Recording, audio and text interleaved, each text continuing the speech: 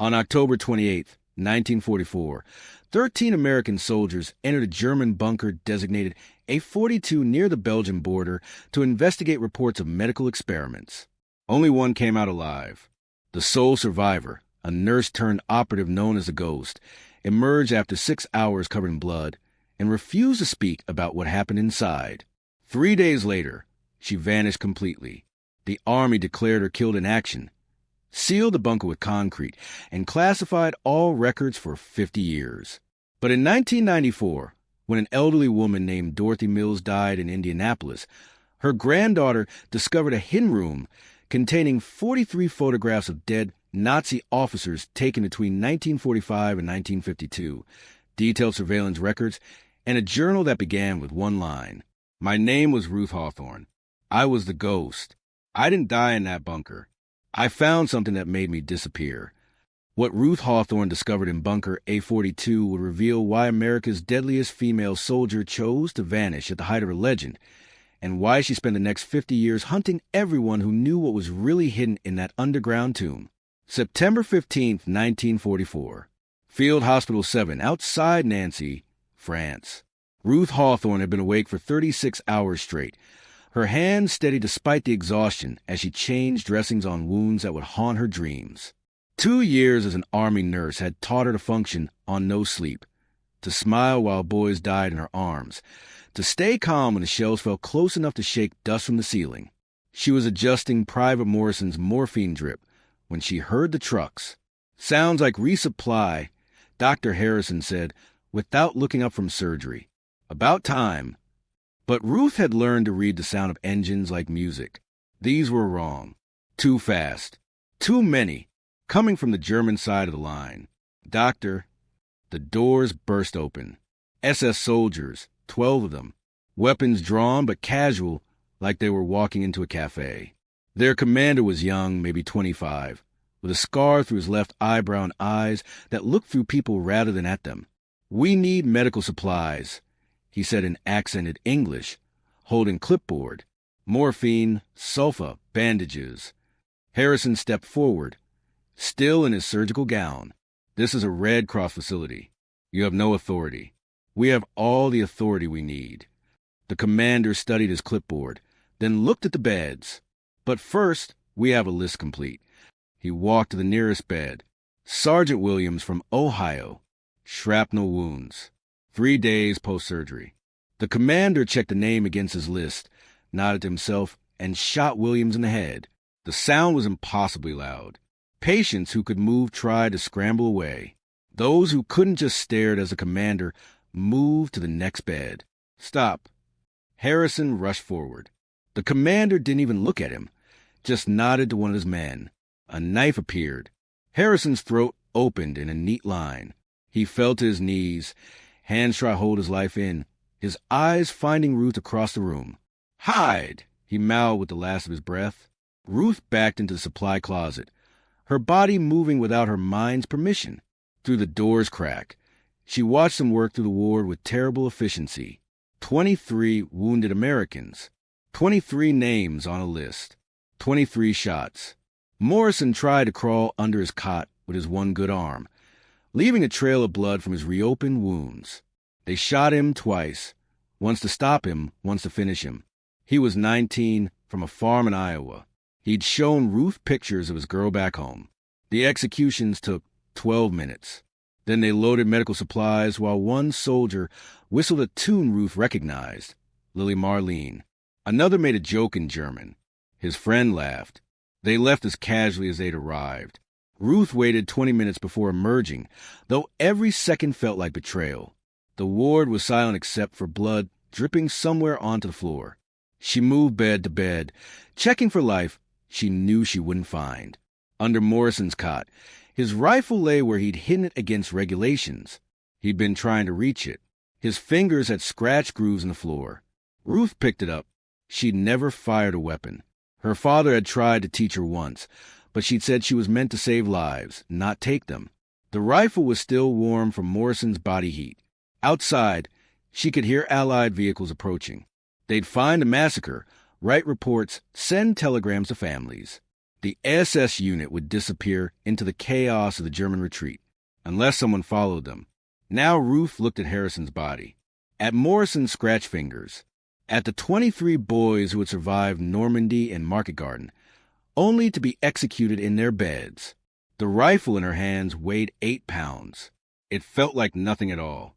Ruth tracked them for 2 days. She found them in a bombed-out village, drinking stolen wine in the shell of a farmhouse. There were 5 of them. She waited until dark, until their laughter had thinned into drunken arguments. Then she walked inside. "Morrison," she said, raising the rifle. They blinked at her, confused by the word, by the sight of a woman in a blood-stained nurse's uniform. The first one reached for his pistol. Ruth shot him in the chest. The second raised his hands. She shot him too. The third tried to run. She shot him in the back. The fourth threw his wine bottle and rushed her. She fired point blank. The fifth, a boy no older than Morrison, dropped to his knees. Bit nicked. She hesitated for the length of a breath. Then she pulled the trigger. When it was done, she placed 5 playing cards on their bodies. The 5 of spades from Morrison's deck, which she carried in her pocket. From that night on, every time Ruth killed, she left a card. The ghost was born. Word spread quickly. 5 SS soldiers dead in a ruined farmhouse, each with a playing card pinned to his chest. The Germans called her der Geist, the ghost. 3 days later, Ruth found patrol of 20 men camped near a destroyed village. Too many for a straight fight. She watched them from the tree lean, memorizing their routines, the way they stacked their rifles, the careless guard rotations. She waited until nightfall. Then she crept into the ruins and pulled the pins from 2 grenades she'd scavenged from abandoned packs.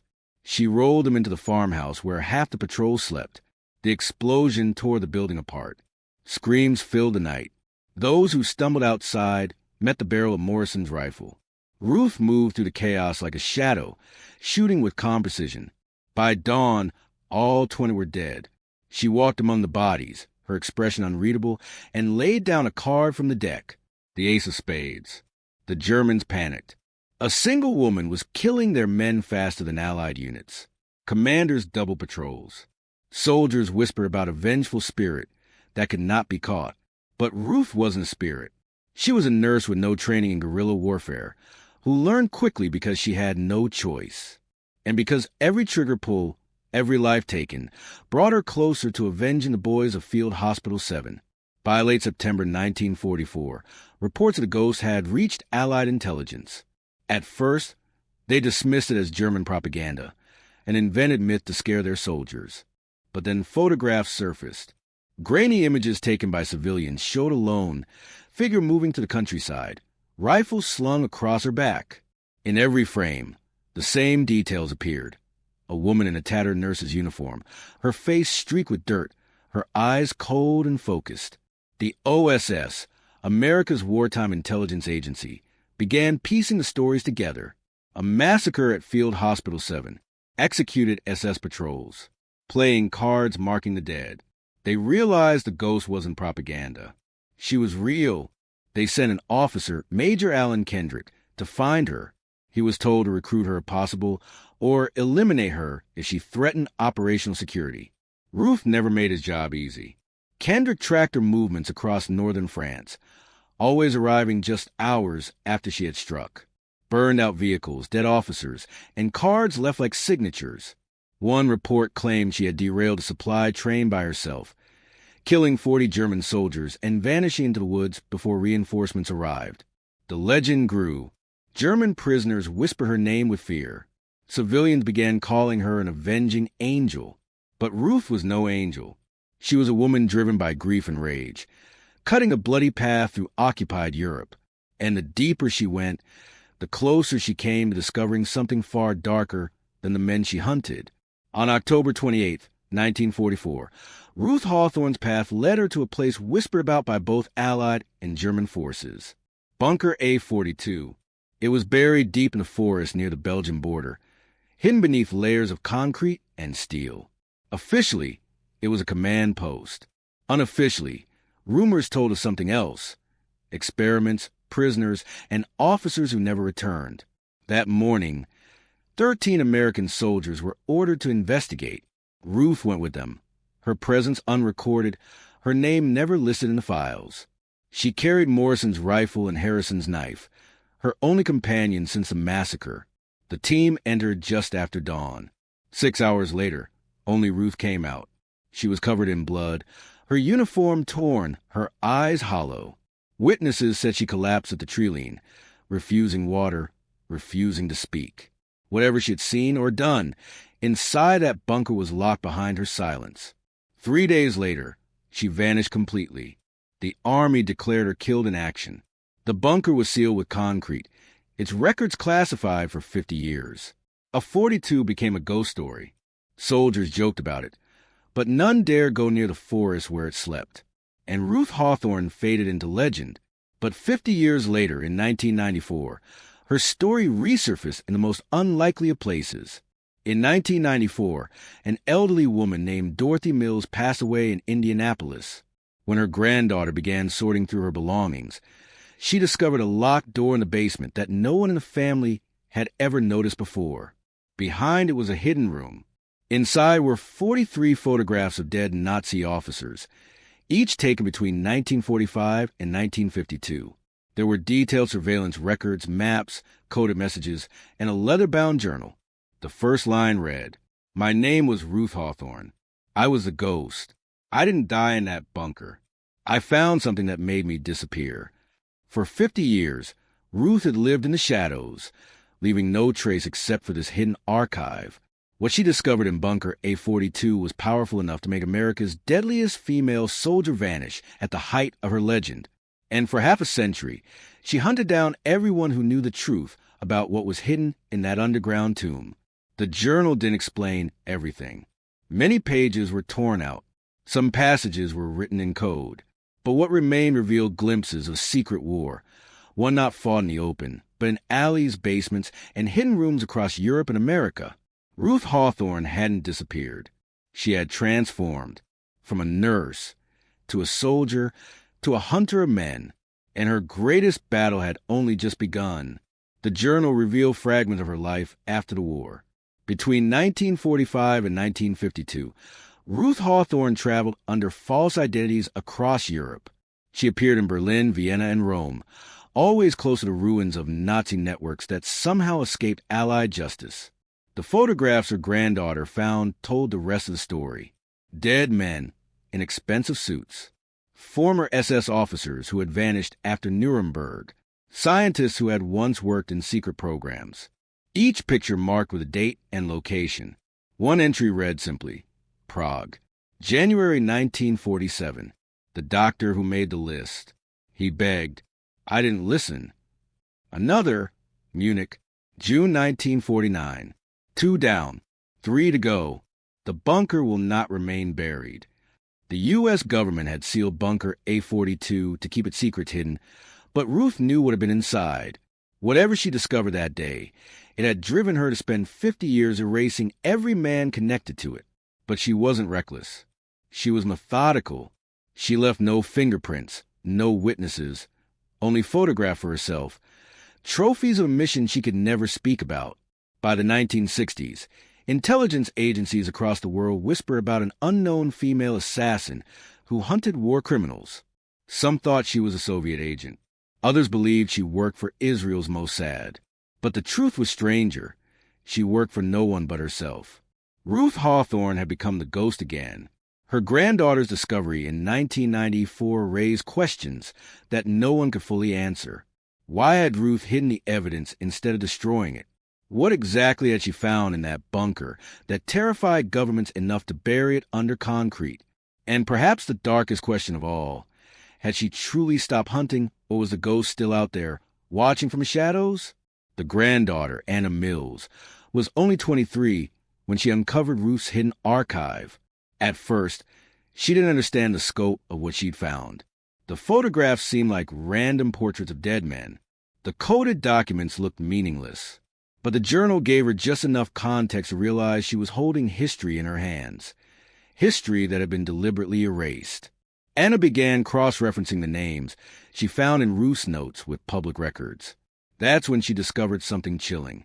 Every single man Ruth photographed had once been connected to Germany's wartime medical divisions, units notorious for human experimentation. Some had been officially tried at Nuremberg and executed. Others had mysteriously vanished before trial, their whereabouts never recorded. Yet Ruth's photographs told a different story. She had found them, every single one, and she had ended them. The journal hinted at her methods. Coded references to poisons, staged accidents, disappearances made to look like robberies. Ruth had evolved far beyond the battlefield hunter who carried Morrison's rifle. She had become an intelligence operator in her own right, blending into cities, slipping through borders, and striking only when she was certain. Anna began to feel as though she were chasing a ghost herself. Each page she turned pulled her deeper into her grandmother's secret life. But there was one section of the journal that disturbed her most. It was dated October 1952, and the handwriting was shaky, as if Ruth had written it in fear or exhaustion. The others are gone. Only one remains. He was never in Europe. He was taken by them, by the ones who came after the war. They protect him because of what he knows, because of what we found in A42. If I go after him, I will not return. The entry ended abruptly, the rest of the page torn out. After that, the journal contained no more details of her hunts. The photographs stopped. The surveillance notes grew scattered and vague. It was as if Ruth had been chasing one final target. A man shielded not by the ruins of Nazi Germany, but by powerful hands inside her own country. Anna realized this was why Ruth had never returned to her family. She hadn't vanished because of guilt or shame. She had vanished because she couldn't stop. The war had never ended for her. And whatever was buried in Bunker A42 was the reason. By 1953, the Cold War was in full swing. The United States and the Soviet Union were locked in a quiet battle of intelligence, propaganda, and secrets buried deeper than the oceans. It was in this new war that Ruth's trail began to blur. According to fragments of her journal, she left Europe under a false name. Passenger manifests show someone using the alias Dorothy Mills, the same name she would later use when she resurfaced briefly in the 1960s, boarding a ship from Le Havre to New York. But she didn't settle in America. Within months, she had appeared in Eastern Europe. Surveillance files, declassified decades later, place her in Prague in 1954, Warsaw in 1955, and East Berlin in 1956. Always moving, always shadowing men with connections to the old Nazi medical divisions, men who had been quietly absorbed by both the West and the Soviets under programs like Operation Paperclip. The photographs Anna discovered told the story better than any journal entry could. One showed a man stepping out of a car in Budapest, later identified as Dr. Klaus Richter, a geneticist smuggled into Soviet service. He disappeared days later. Another photograph captured a man at a Swiss train station. He was later confirmed as Dr. Wilhelm Adler, a biochemist who had been working for the French military. He, too, vanished. Wherever Ruth appeared, men with blood on their hands from Bunker A42 and other hidden facilities ended up missing. But her methods had changed. She was no longer just a lone nurse with a rifle leaving playing cards. Now, her work looked like accidents, train crashes, car explosions, lab fires. Still, there were always whispers. A shadowy figure seen on the street the day before. A woman slipping through borders unnoticed. A rumor passed among surviving German officers that their guys were still hunting them. Only now, she had the entire Cold War to hide inside. The OSS had become the CIA by then, and there are hints, just hints, that they were aware of her. Declassified memos reference an independent female asset operating outside authorized channels. Some argue these were about Ruth. Others claim she was simply too dangerous to acknowledge officially. But in her journal, Anna found something else. An entry from 1958 read, "I no longer know who is protecting them. Some are with the Soviets, some with us, some with both. Paperclip was a final betrayal. We brought them home, gave them new names, and sat them at our tables. Hoffman was only a piece. There are more, always more." It was here that Ruth's mission became something darker. It was no longer about revenge for Morrison, Harrison, or the children of A42. It was about erasing every trace of the project she had stumbled upon in that bunker. The problem was, the deeper she went, the less clear became who the real enemy was. By the early 1950s, Europe was divided. Cities scarred by bombs were being rebuilt. But beneath the new paint and fresh stone, the shadows of the war still lingered. The Allies had declared victory, but the truth was that many of the men who had designed and executed the worst atrocities had never faced judgment. And Ruth knew it. Her journal entries from that time read almost like case notes from a doctor, but the kind of doctor who no longer saved lives, only ended them. She referred to her targets clinically, by initials or code words, as though trying to strip away the emotional weight. One such entry, dated March 12, 1953, simply said, R. Seen in Vienna. New papers. Works under university cover. Approaches children for examinations. Cannot allow. The next page contained nothing but a small playing card. The two of hearts, pressed flat between the paper. Weeks later, Austrian newspapers reported that a respected academic, Dr. Reinhard Fischer, had been killed in a supposed burglary. Nothing was stolen. His body was found with 2 neat gunshot wounds. No one ever connected him to Nazi medical experiments. But Ruth had. She didn't always use the rifle anymore. Morrison's weapon, once her lifeline, had become too conspicuous. She'd adapted. Poison slipped into wine. Wires cut on automobiles. In one case, she set an entire boarding house ablaze just to reach a single man living inside. Her methods grew quieter, colder, more efficient. And yet, she never lost ritual. Every victim had a card. Anna found dozens of them pressed inside Ruth's journal, each with a note. Sometimes a single sentence, sometimes just a word. Beside the 10 of spades, Munich. Whispered Kinder. Beside the Queen of Hearts, Prague. Documents burned. The cards were not trophies. They were records. Proof to herself that she had done the job. But the most chilling detail was this. Each of those men had been tied in some way to A42. The bunker had been sealed after the war, bombed by retreating German units to hide what had happened inside. Officially, nothing remained. But Ruth's notes suggested otherwise. She believed the project had survived, not in one place, not in a single laboratory, but scattered like ashes across Europe, carried by the scientists who had escaped. And she was determined to hunt down every fragment. By 1955, her reputation had become something whispered in military and intelligence circles. Former Nazis who had blended into new lives spoke of their Geist with genuine fear. CIA reports, later declassified, mentioned mysterious disappearances of key paperclip scientists, hinting at the possibility of an uncontrolled vigilante agent. In truth, Ruth had become an international ghost. She crossed borders without leaving a trace. She spoke just enough German, French, and broken Russian to blend in.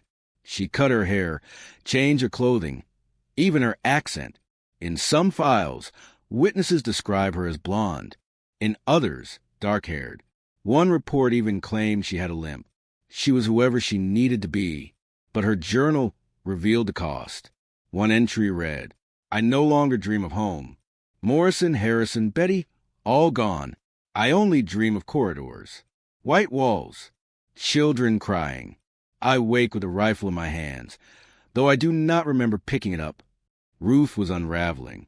Yet the work continued, because she believed there was one man still out there, the one she called only the architect, the man who had overseen A42, the man who, according to her, had never stood trial and had never surfaced in Europe again.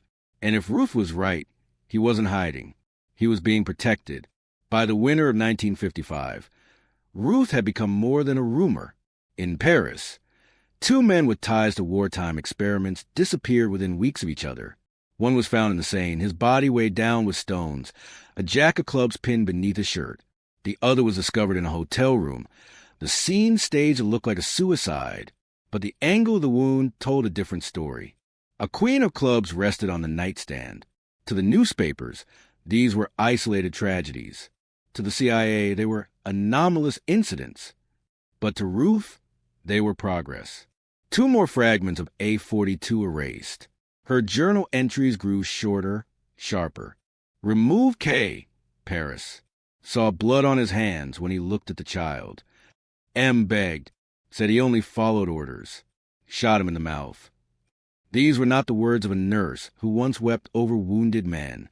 These were the words of someone who had shed that skin long ago.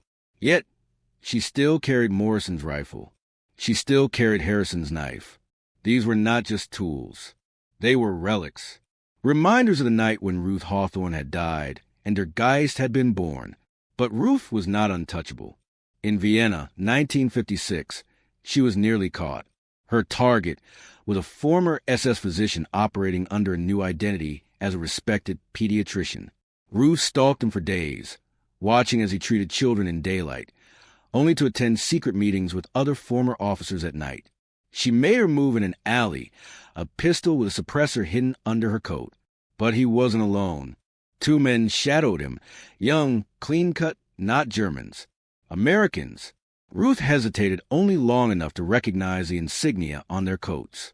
They weren't protecting the doctor because they didn't know his past. They were protecting him because they did. The CIA had taken him.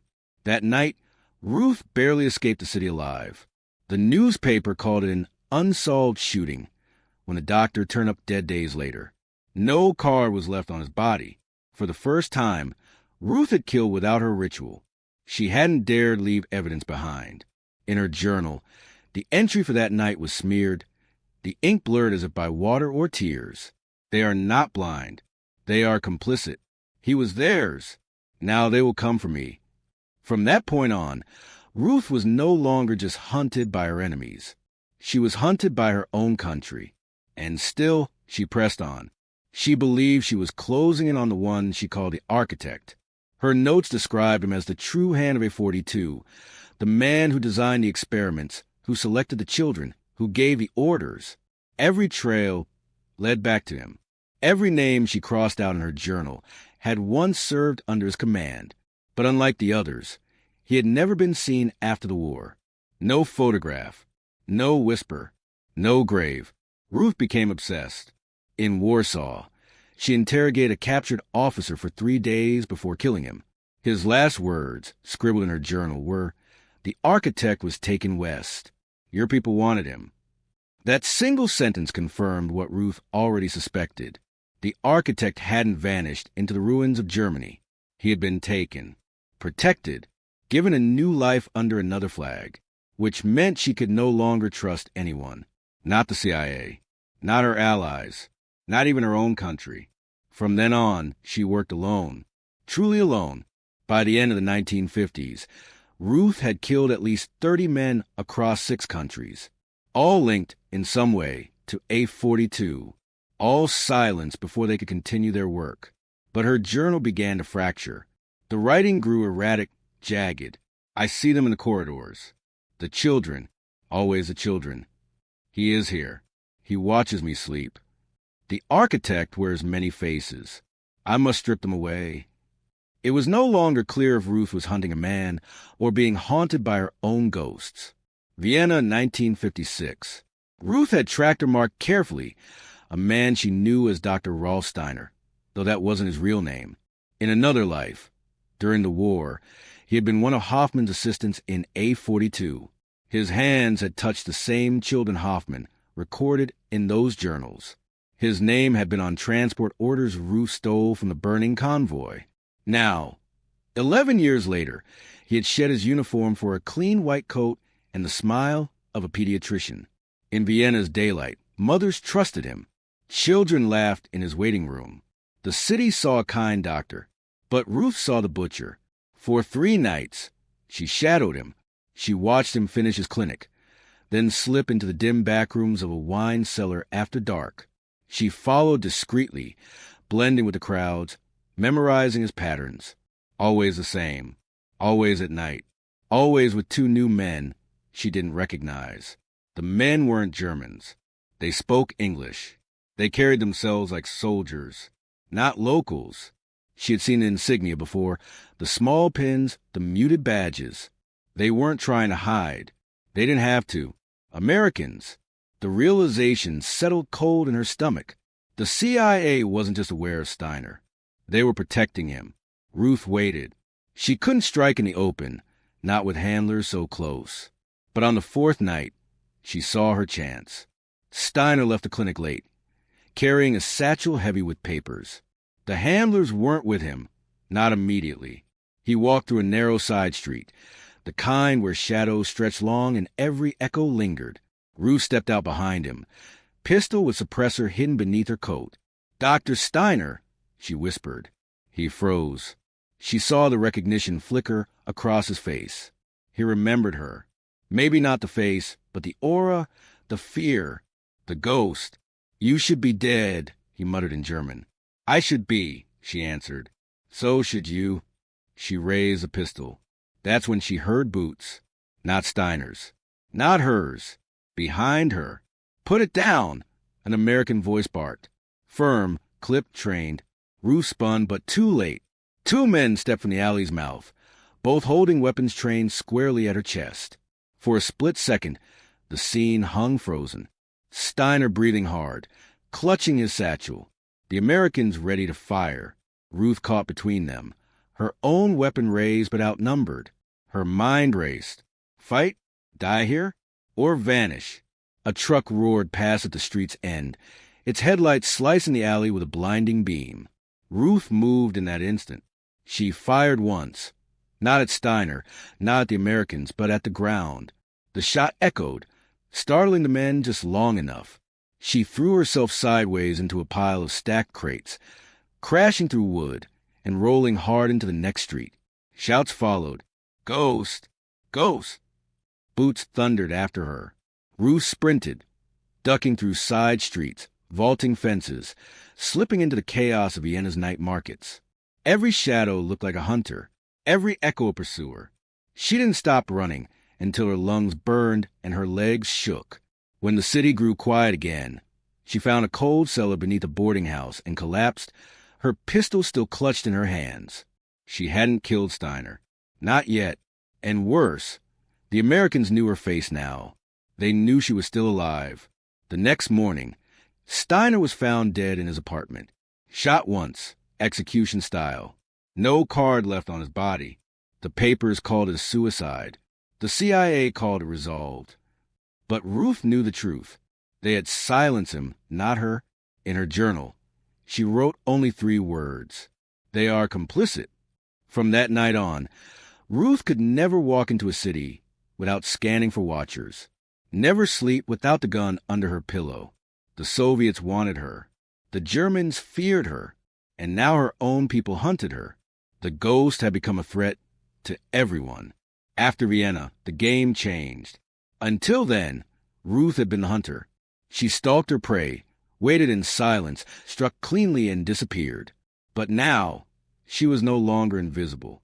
She had been seen, identified. The ghost was no longer a rumor whispered in dim bars. She was a name written in American intelligence reports. And that meant she was prey. In Berlin, 1957, the city was a scar, split between the victors, bleeding suspicion from every street corner. Ruth knew it well enough to move like a ghost among its ruins. But even here, she felt the pressure tightening. Men lingered too long in cafes. Faces repeated in train stations. A cough behind her on one day became a shadow on the next. One night, while crossing a narrow bridge in East Berlin, Ruth noticed a figure leaning on the railing, smoking. She slowed. He turned his head, and the flick of the match illuminated a face she had seen before. Warsaw. 2 years earlier. A Soviet tale. She kept walking. Behind her, another man emerged from the shadows. Not Soviet. Clean suit. Western shoes. American. A trap. Her pulse quickened, but her steps never faltered. The 3 converged on the bridge, pretending to be strangers, but their movements betrayed them. The net was closing. Ruth let her coat slip, her hand brushing the edge of Harrison's knife hidden beneath the fabric. Her other hand touched the cold metal of Morrison's rifle, concealed in a long case slung across her shoulder. She wouldn't go down silent. But before anyone moved, headlights swept across the bridge. A truck thundered past, horn blaring, forcing the men to step aside. Ruth used the chaos. One motion, a slip into the truck's shadow, a leap onto its back, and she was gone. The men cursed into the night, but she was already vanishing into Berlin's labyrinth. 2 weeks later, in Prague, the CIA tried again. She was staying in a cheap boarding house under the name Anna Keller. The landlady thought she was a teacher, quiet and polite. Ruth paid in cash and spoke little. But one night, she returned to find the lock picked, the window ajar, and her journal shifted ever so slightly. She didn't go inside. Instead, she waited in the alley, watching as two men emerged from her room. They wore no uniforms, but their posture told her everything. Professionals. Americans. Ruth followed them silently for 3 blocks, then disappeared before they realized a hunter had become the hunted. In her journal, she wrote, "They want the book. They will not have it." In Budapest, 1958, the Soviets nearly succeeded where the Americans failed. She had tracked another name from her list, a chemist who had provided toxins for the A42 trials. He was working under a false identity, teaching at a university. Ruth waited for him in an abandoned tram depot, her pistol ready. But before she could strike, the echo of boots filled the chamber. Floodlights snapped on. Soviet agents swarmed the depot, rifles raised. They hadn't come for the chemist. They had come for her. The chemist screamed and fled. Ruth fired once into the light, shattering the bulb, plunging the depot into chaos. Bullets ripped through the air, sparks bouncing off metal rails. She moved like smoke, darting between shadows, vaulting over rusted tram cars. By the time the Soviets regrouped, Ruth was gone. She wrote only one line that night: "I am the war they cannot win." Every city became a battlefield. Vienna, Berlin, Prague, Budapest. Every border crossing felt like a death sentence. Every knock at the door was a blade waiting to fall. Ruth trusted no one. Not allies, not strangers, not even the children who sometimes followed her, drawn by her strange, silent presence. Her body grew leaner, her eyes sharper. She was no longer Ruth Hawthorne, the nurse from Kentucky. That woman had died in A42. What remained was only der Geist. By 1959, intelligence circles in both East and West whispered her name like a curse. Some claimed she was an assassin working for the Soviets. Others believed she was a CIA creation gone rogue. The truth was simpler and far darker. She was alone, entirely alone, and she had one obsession left: the architect. By 1956, Ruth Hawthorne no longer existed on paper. To the U.S. Army, she had been killed in action back in 1944. To the CIA, she was a rogue assassin. To the Soviets, she was a dangerous American operative. And to the remnants of the Third Reich scattered across Europe, she was something worse, a hunter. But Ruth was alive, very much alive. She lived in shadows, slipping from city to city under forged names. Sometimes she was Anna Keller, a widowed schoolteacher. Other times she was Maria Schultz, a traveling nurse. She changed her hair often, carried no photographs, no personal possessions beyond a single weathered journal, and the weapon she kept hidden in false compartments of her luggage. Her purpose had not changed since Field Hospital 7. She hunted those responsible, and above them all, the man she called the architect, the one who had designed the experiments beneath bunker A42, the one who had vanished before she could ever reach him. In Vienna, Ruth nearly found him. His name on false papers was Dr. Rolf Steiner, a pediatrician beloved by families who never questioned his past. But Ruth knew better. She had studied his gait, the scars on his hands, the way he favored his left leg. She remembered those details from A42.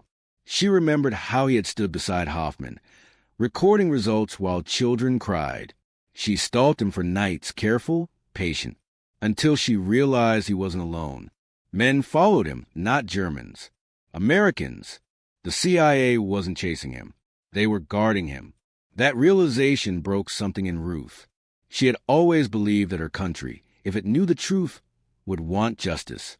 But the CIA had different priorities. They weren't hunting war criminals.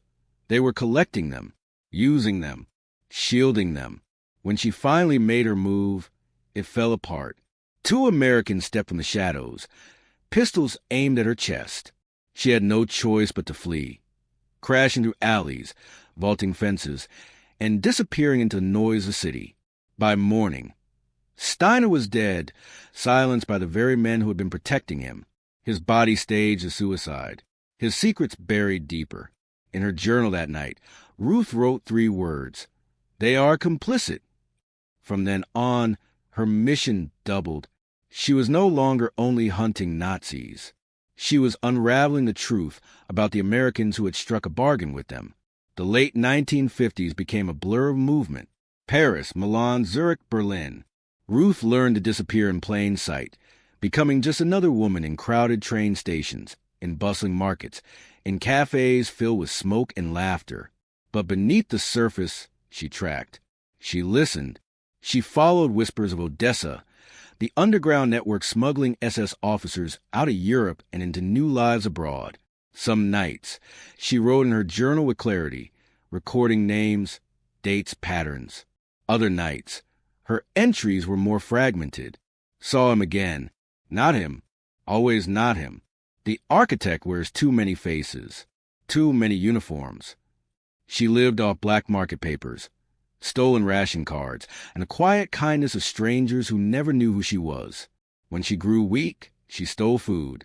When her forged papers expired, she made new ones. When danger closed in, she vanished. But she never stopped hunting.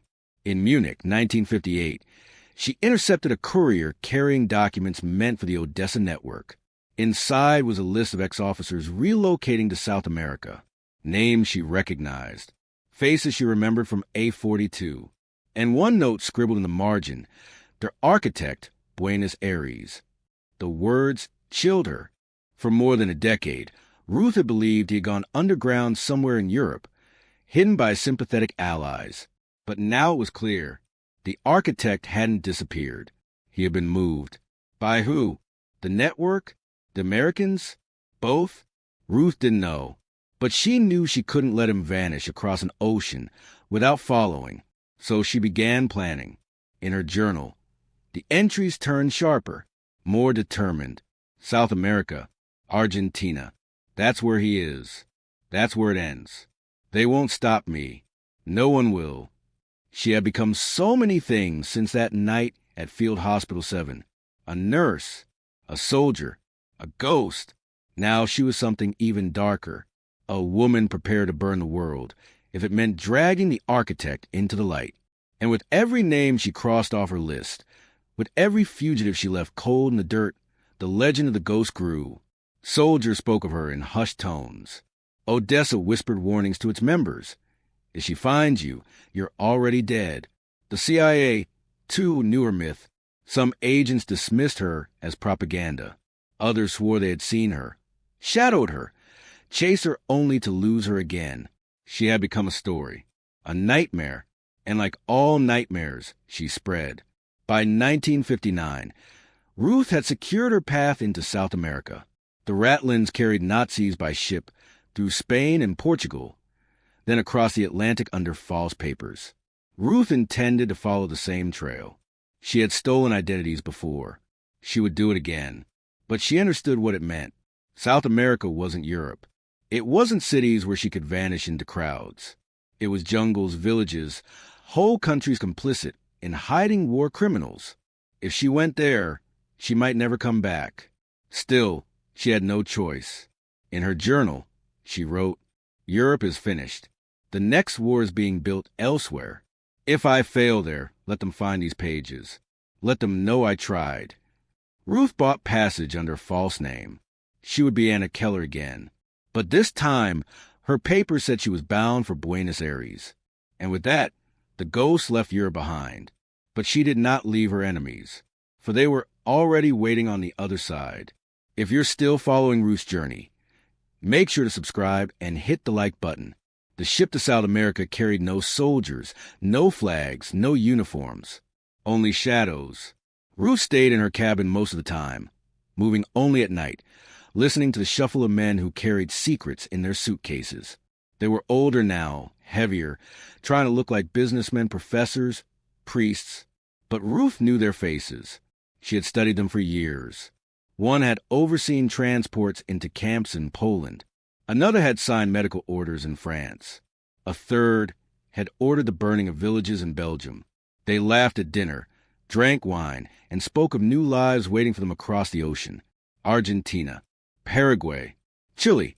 They spoke freely, because they thought the world had forgotten them. But Ruth hadn't. At night, she crept to their doors, listening to their conversations.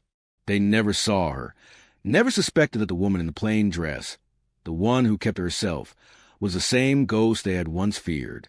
She marked their names in her journal, drawing small crosses beside them. "Not yet," she wrote. "Not here. Too public. Wait." By the time the ship reached Buenos Aires, Ruth had memorized their faces. They walked off into new lives, carrying their illusions of safety. She followed quietly, blending into the swarm of disembarking passengers. Buenos Aires in 1960 was alive with music and movement. Tango spilled out of doorways. Street markets buzzed with laughter. But beneath the color and sound, Ruth saw something darker. There were neighborhoods where German was spoken more often than Spanish. Cafes where old soldiers gathered, their accents clipped and cold. Stores of imported goods that should have been impossible to find. The war had ended in Europe, but here it had never really stopped. It had simply changed shape. Ruth found work as a seamstress under a false name. Anna Keller again. She stitched dresses by day, asked questions by night. Slowly, the web unfolded.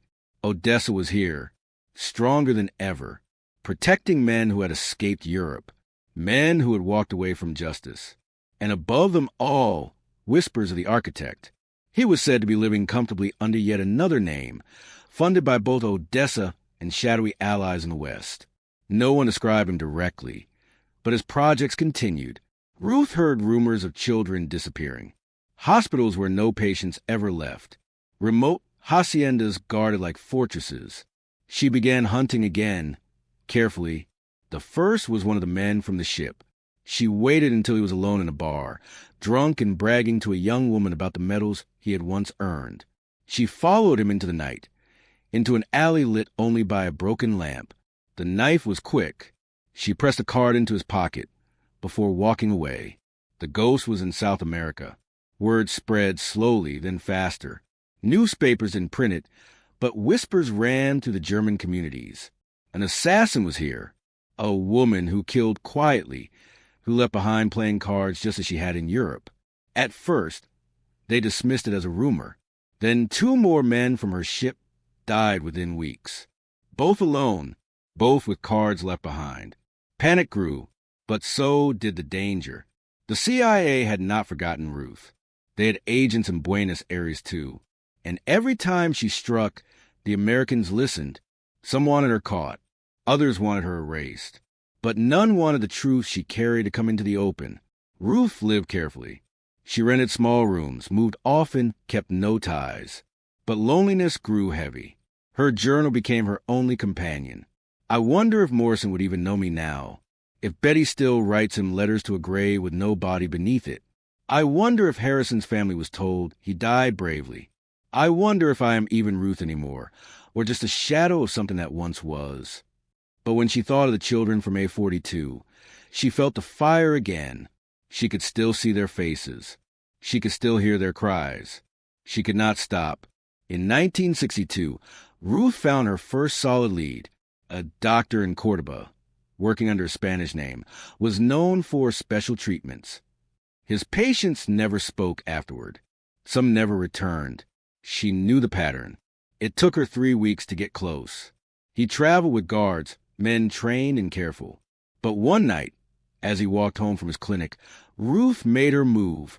The rifle cracked once. He fell. She placed the queen of spades on his chest. And then she saw the folder he had been carrying. Inside were photographs. Children again. Not sick, not injured. Experiments. Notes signed with a single letter. Hey! The architect. He was here. Somewhere in South America. He was still working. Still using children. Still playing God. Ruth's mission sharpened. She no longer struck only for vengeance. Now she struck for answers.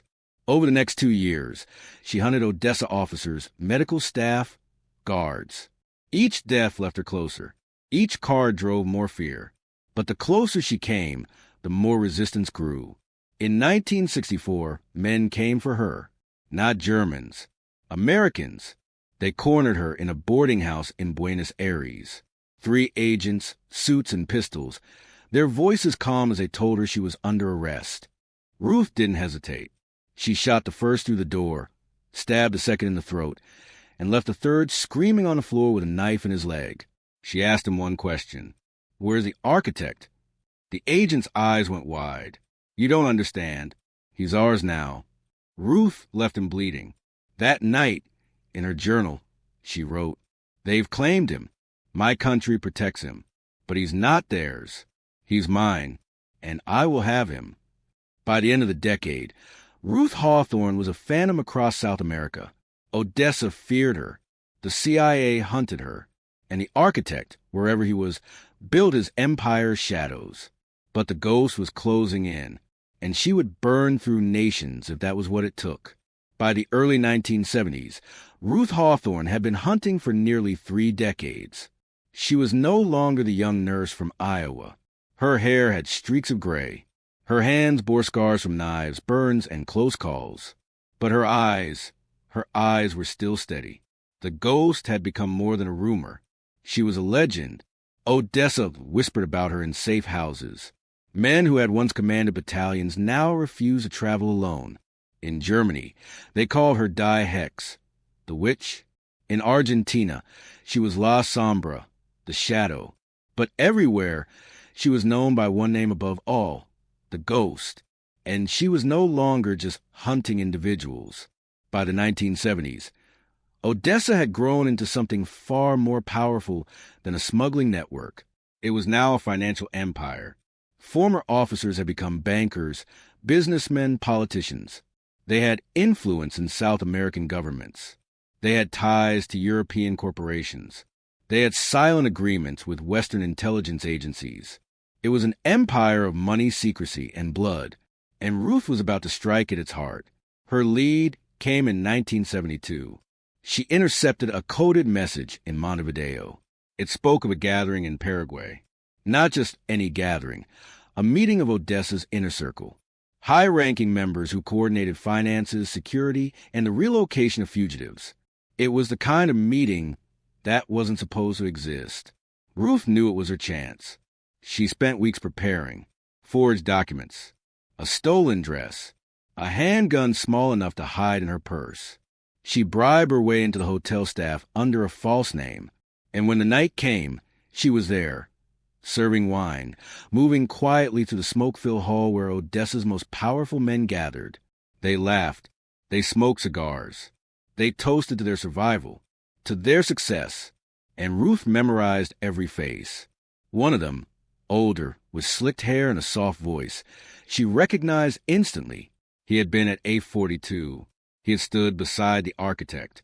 Her hands nearly trembled. Nearly. She waited until meeting ended, until the men spilled out into waiting cars. Then she followed him, shadowed him through the streets until he reached his villa on the edge of town. That night, the ghost entered his home. He tried to beg. They all did. But Ruth wasn't there for mercy. She was there for answers. "Where is he?" she demanded. The man's face twisted. "Who?" "You know who." Fear cracked through him. He knew exactly who she meant. "The architect," he whispered. He tried to bargain. Money, safe passage, even names of others. Ruth said nothing. She pressed the barrel of the pistol to his temple. Finally, he broke. "Brazil," he gasped. "He's in Brazil, near Sao Paulo. A compound, guarded, untouchable." Ruth pulled the trigger. She left the king of spades on his chest. By morning, the inner circle was in chaos. Their man was dead, a card on his body. The ghost had been there. Panic spread. Odessa increased security. They moved families into guarded compounds. They changed their routes, their codes, their contacts. But no amount of walls or guards could stop her. One by one, Ruth struck. a banker in Uruguay, a shipping magnate in Chile, a general in Paraguay. Each one connected to the network. Each one left with a card. The ghost wasn't just a hunter anymore. She was dismantling Odessa from within. But every move drew more attention. The CIA had agents watching her, not to protect her, not to help, to stop her, to keep her from unraveling ties too deep, too dangerous to expose. By 1975, Ruth was at war with two enemies, Odessa and her own country, and still she hunted. The closer she came, the more she wrote in her journal. He is near. I feel it. Brazil. The jungles hide him. The children disappear, and no one asks why. The Americans know. They let it happen. But I will not stop. I cannot stop. Not until his blood is on the ground. But her enemies were closing in, too. In Rio de Janeiro, she was ambushed. 6 men. Trained. Professional. Not Germans. Not Argentinians. Americans.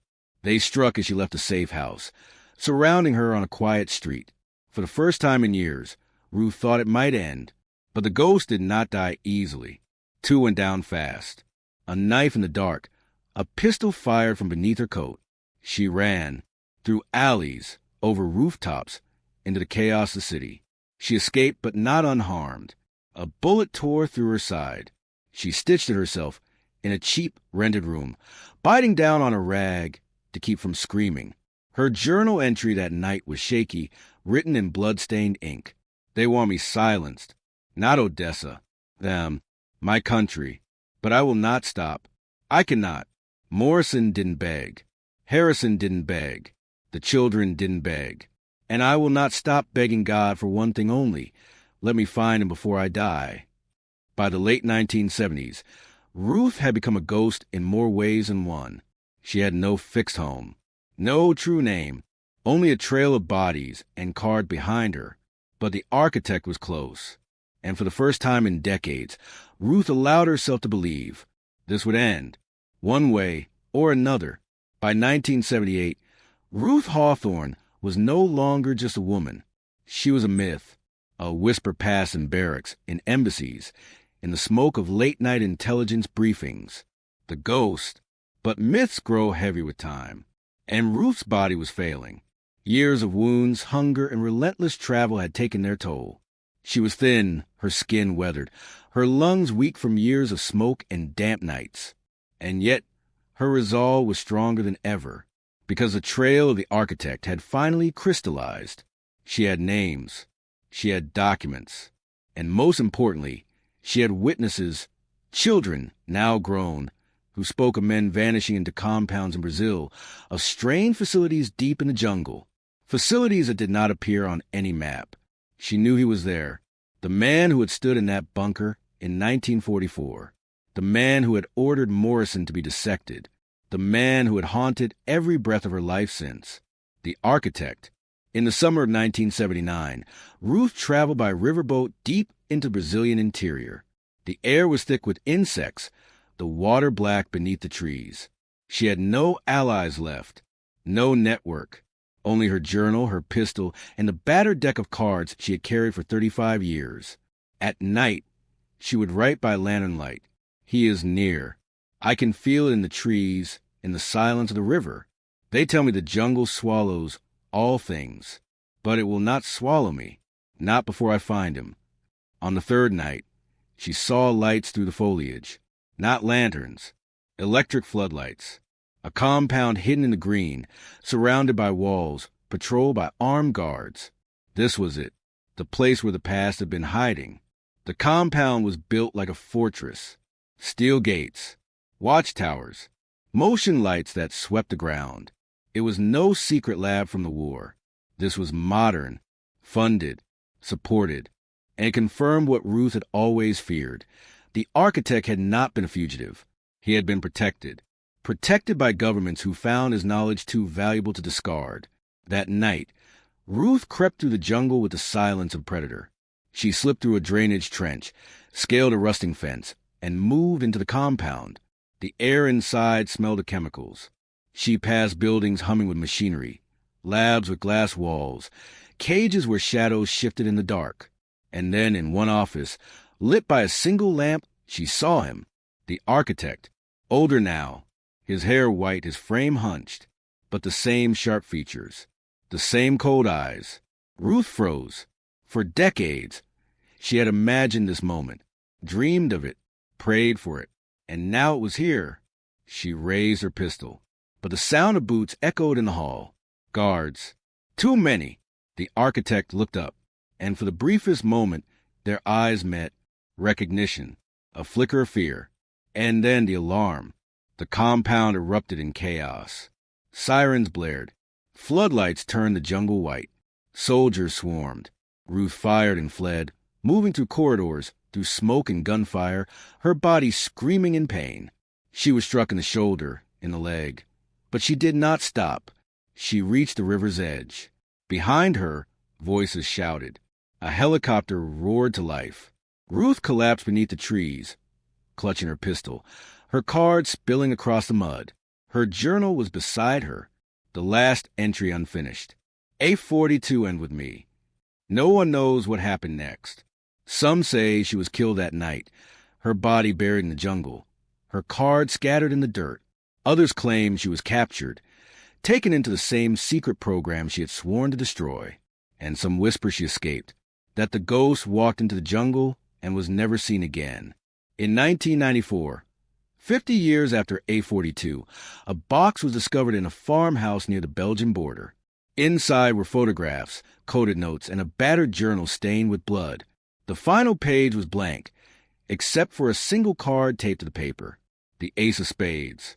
And so the legend of Ruth Hawthorne, the ghost, remains unsolved. Did she kill the architect? Did she vanish into myth? Or does her hunt still cast shadows today? The truth is buried in war, in governments, in secrets that were never meant to be known. But one thing is certain. For 35 years, one woman declared war on an empire. And though her fate is uncertain, her legend is not. If you've stayed with this story until the end, hit the like button, subscribe, and share this video with someone who loves history's darkest mysteries. And tell me in the comments, what do you think happened to the ghost? Did she finally kill the architect? Or is he still out there, hidden by the same powers that once created him?